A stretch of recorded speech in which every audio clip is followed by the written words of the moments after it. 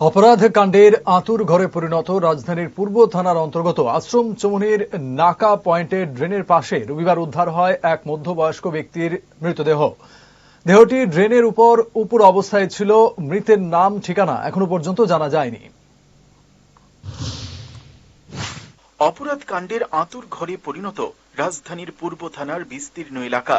এই থানা এলাকায় ইউডি কেস অর্থাৎ অস্বাভাবিক মৃত্যুর ঘটনা থেমে নেই। দেখা যাচ্ছে যে সমস্ত এলাকাগুলোতে সবচেয়ে বেশি ইয়াবা, ব্রাউন সুগার বিক্রি হচ্ছে সেইখানেই অপ্রীতিকর ঘটনা ঘটছে। এইসব ব্রাউন সুগার কারবারিরা প্রতিনিয়তই বিপুল পরিমাণ ড্রাগস পূর্ব থানার অন্তর্গত বিভিন্ন এলাকায় সাপ্লাই করে থাকে। এরা মাদক লেনদেনের অর্থকে ঘিরে মাঝে মধ্যেই সংঘর্ষ তথা রক্তারক্তির কাণ্ডও ঘটিয়ে থাকে। মাদক ব্যবসা এবং পাচার কারবারের ক্ষেত্রে বৃহত্তর অর্থে বড় ধরনের সাফল্য তুলে আনতে না পারলেও থানার বর্তমান ওসি রানা চট্টোপাধ্যায় শুধুমাত্র চুনোপটি অর্থাৎ 5 কেজি গাঁজা সাপ্লাই কারবারি এবং জুয়ারিদের গ্রেফতারের মাধ্যমে থানা এলাকার লোকজনদের আয়ুবাস অব্যাহত রেখেছেন।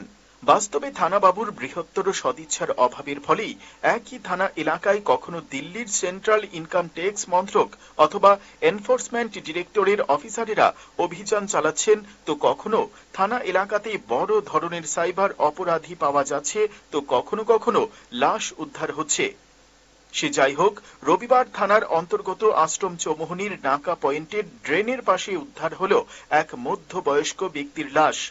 দেহটি ড্রেনের উপর অবস্থায় ছিল। ঘটনাটি দেখতে পেয়ে পূর্ব থানার পুলিশকে খবর দেওয়া হয়। পরে পুলিশ এসে সেটি উদ্ধার করে মর্গে পাঠায়। মৃতের নাম ঠিকানা এখনো পর্যন্ত জানতে পারেনি তদন্তকারী পুলিশ। না, তবে চেহারা দেখছি না, ড্রেনের মধ্যে তুললে পরে বুঝন যাইব এটা কি মানে লোকাল না কোন জায়গা চেনা গেছে না। আচ্ছা, একদিন লোকেশন নাকি এটা আশ্রম চৌমুহনী নেয়ার নাকা পয়েন্ট, পুলিশ নাকা পয়েন্ট। আচ্ছা, পুরুষ মহিলা না কিছু জানা গেছে? পুরুষ মহিলা, বয়স কেমন হতে পারে? 50 অনুমানিক। মানে প্রাথমিক তদন্তে কি বুঝা যাচ্ছে, মারা করছে না পড়ে গেছে? ড্রেনের মধ্যে পড়ে হয়তো মারা গেছে বুঝো, এটা কালকে পিছনে কোনো আক্রমণ কিছু পাইছে না। আর সঙ্গে কোনো জিনিস পাওয়া গেছে? সেটা লগে কিছু না, কিছু নাই, জুতা পাওয়া গেছে আর কিছু নাই। এই ঘটনাটিকে খুন কাণ্ড হিসেবে মনে করছেন ঘটনাস্থলে উপস্থিত জনতা। তারা চাইছেন এটিকে যাতে ভবঘুরের মৃত্যু বলে আখ্যায়িত না করা হয়।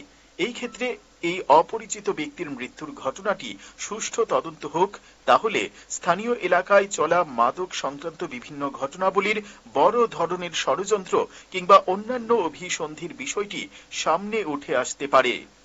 Bureau report, headlines Tripura national.